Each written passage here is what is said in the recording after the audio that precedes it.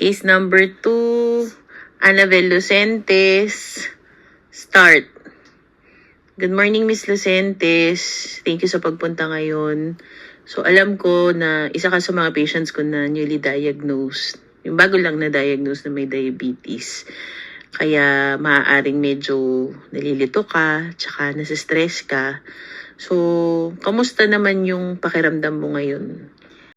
Medyo overwhelmed ako, Doc, kasi di pa ako sure kung anong gagawin ko.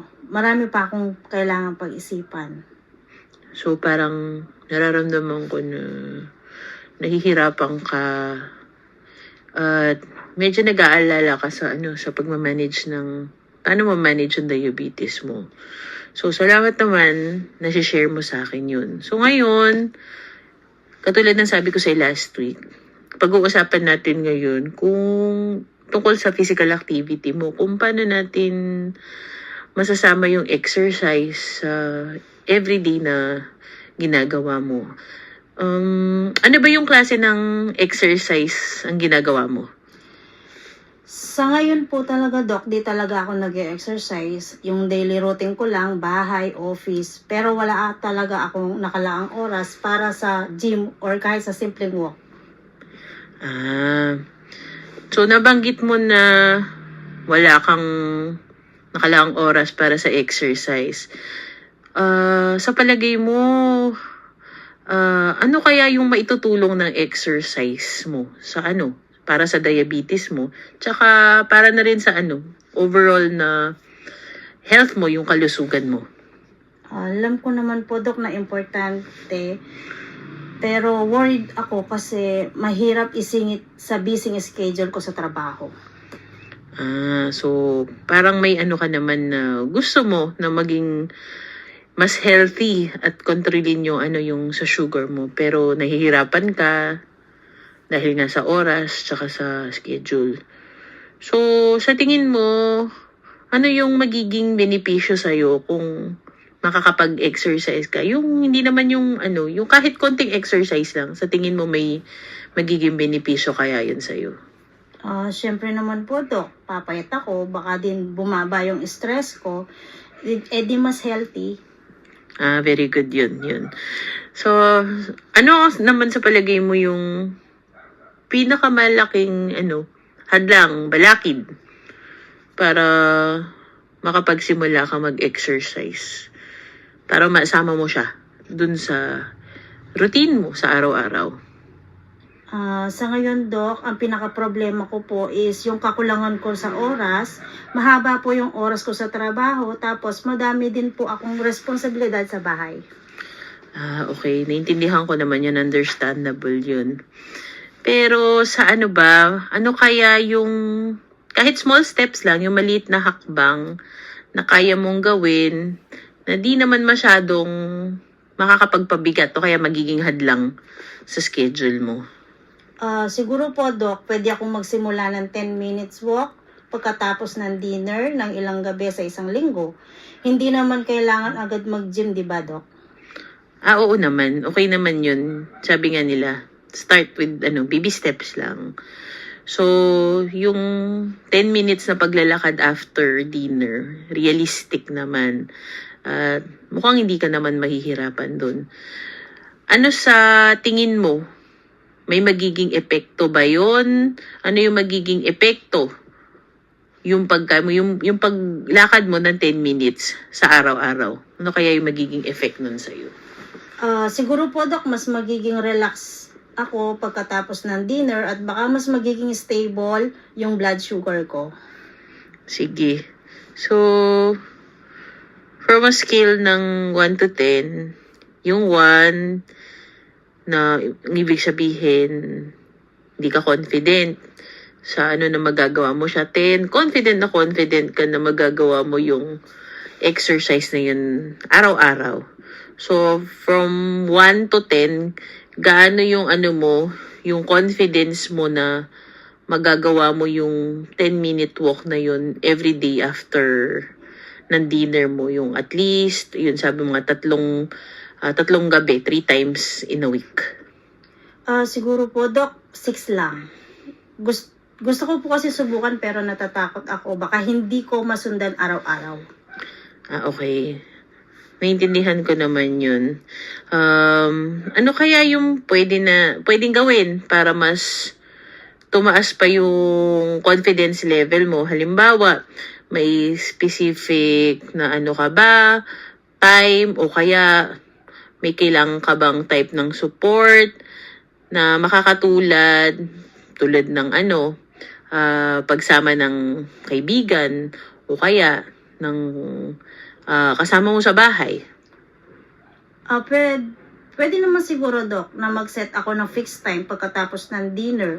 At baka yayain ko rin yung kapatid ko para may kausap ako habang naglalakad. Okay, maganda yun. So, ang plano mo, mag-schedule ka ng 10-minute walk pagkatapos ng dinner. So, at least 3 times sa 1 week. No, kasama ang kapatid mo, tama ba? Opo. Oo, makakatulong din naman kasi yun, tama yun na kasama mo yung kapatid mo para mas maging consistent ka at least may kasama ka habang, may kausap ka habang naglalakad ka.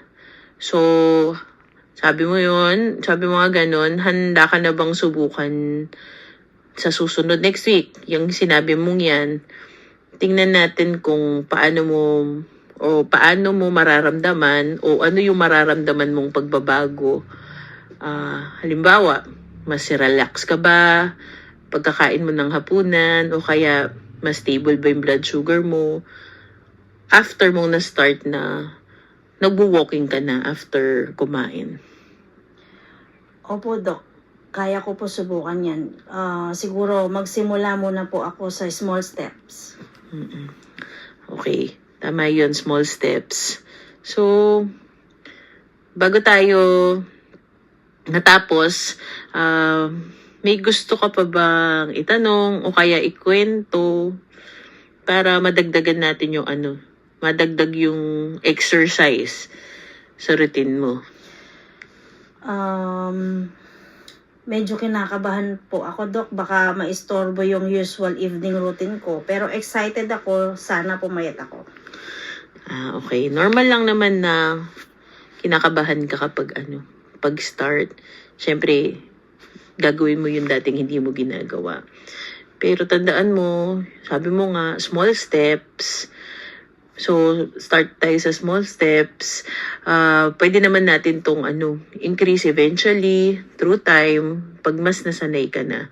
Importante, ngayon, willing kang mag-start. Tsaka, excited ka na makuha mo yung benefits ng pag-exercise. Hindi lang para sa control ng blood sugar mo, pero para nilin sa overall health mo. So, ulitin ko lang, no? Sa susunod na linggo, so susubukan mong maglalakad, ha? Kahit pa ulit-ulit tayo na 10 minutes. 10 minutes pagkatapos ng dinner, at least 3 nights in a week. At pwede mo ring yayain yung kapatid mo para siya yung maging parang support system mo na din pag ganun. And then, imo-monitor mo rin kung ano yung mararamdaman mo after mo mag-start mag-exercise. Mas relax ka ba? Or mas okay na yung blood sugar mo?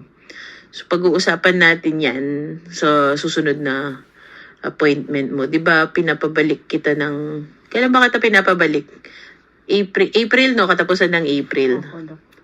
So, okay. So, sounds good naman yun.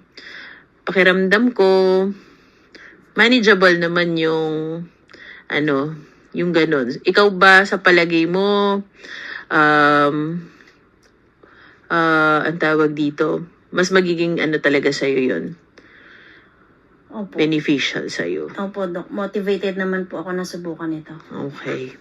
So, salamat sa pumayag ka na ma-record kita ngayon, and thank you sa pagiging open. So, naniniwala naman ako na kahit start tayo sa 10 minutes lang, makakatulong pa rin yun para sa magiging maayos yung kalagayan mo tsaka yung sa blood sugar mo. So, kung kailangan mo ng suporta. Pwede kang pumunta dito sa clinic para magtanong o kaya pwede mo ring i-message yung secretary ko. Then, para mapag-usapan natin yung kung may question ka. Tapos sa susunod na follow-up mo, pag-usapan natin ulit yung progress.